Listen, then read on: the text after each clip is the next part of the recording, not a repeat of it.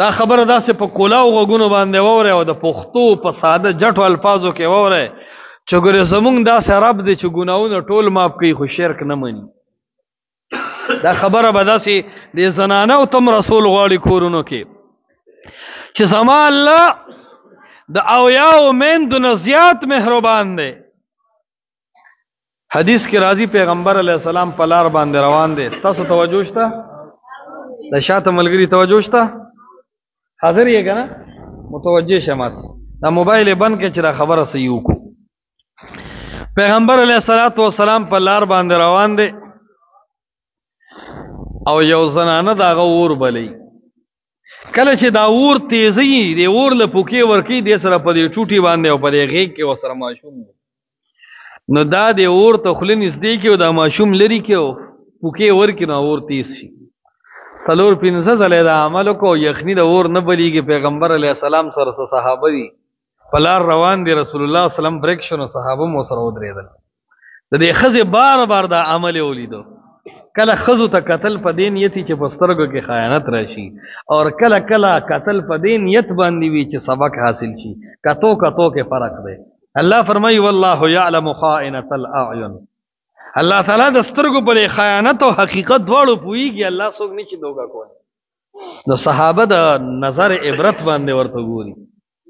پیغمبر علیه السلام صحابو ته وایي ای زما صحابه او زما ملګرو سمو محسوس کړل.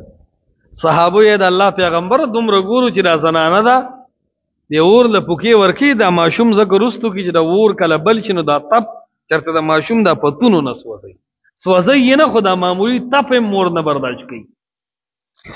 پیغمبر علیه السلام ورته فرمایي الله ارحم بعباده من الام بولدها. زما د اسمانونو والا رب په دې ټولو بندګانو باندې د داسې اویاو میندو نه زیات مهربانه دی. دا مور په دې ماشوم دومره نه ده ماینه څومره چې د اسمانونو دا رب په دې تمامو بندګانو باندې مینه کوي او مایندې پې محبت ورسره کوي. صحابي تپوس کې د الله پیغمبرانو دا مور خو د خپل ماشوم له د اور تپ نه ورکوي الله خو به د خپل بندګان د جهنم د اور منځ ته وړي. پوه پې نه شوې؟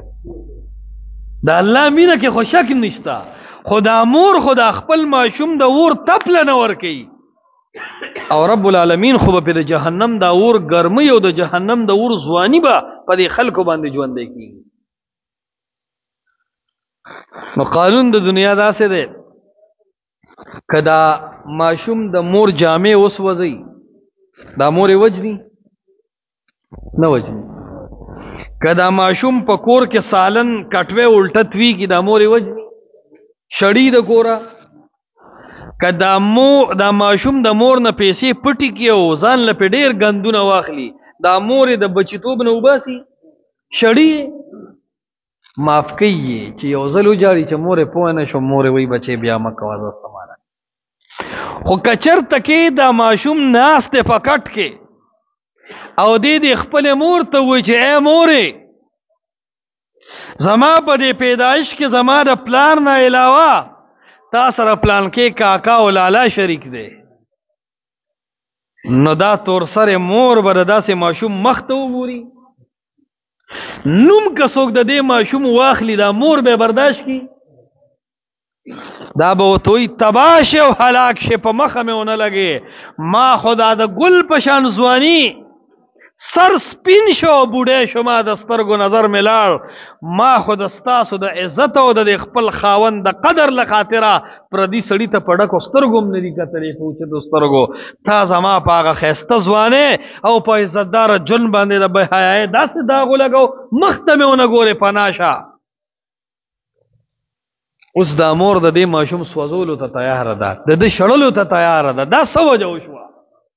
دا خو مور وه دی خو په ماشوموالي دی ماشوم له د اور تپ نه ورکو نن یې شړلو وجلو باندې خوشحاله ده. وجه څه ده؟